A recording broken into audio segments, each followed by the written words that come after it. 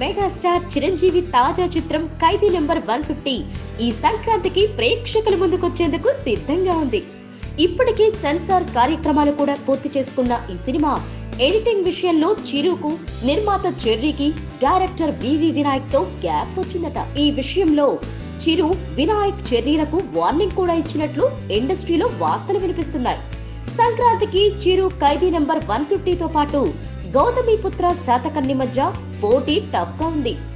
ఈ రెండు సినిమాల మధ్య పోటీ అభిమానులనే కాక విశ్లేషకులను సైతం ఉక్కిరి బిక్కిరి చేస్తోంది. ఈ నెల 4వ తేదీన విజయవాడలో నిర్వహించాల్సి ఉన్న ఖైదీ నెంబర్ ప్రీ రిలీజ్ ఫంక్షన్ కు కొన్ని రాజకీయ ఒత్తిళ్ల మధ్య గుంటూరుకు తరలించాల్సి వచ్చింది. దీంతో సినిమాను మరింత జాగ్రత్తగా తీర్చిదిద్దాలని చిరు పట్టుదలగా ఉన్నాడు. ఈ క్రమంలోని ఈ సినిమా రన్ టైం కాస్త ఎక్కువగా ఉందని భావించిన నిర్మాత చరణ్, దర్శకుడు వివి వినాయక్లు కొన్ని కత్తిరింపులకు సిద్ధమయ్యారట.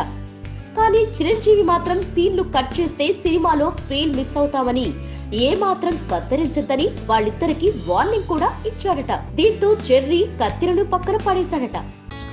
Please subscribe. Hi, it's me Purna. Please subscribe.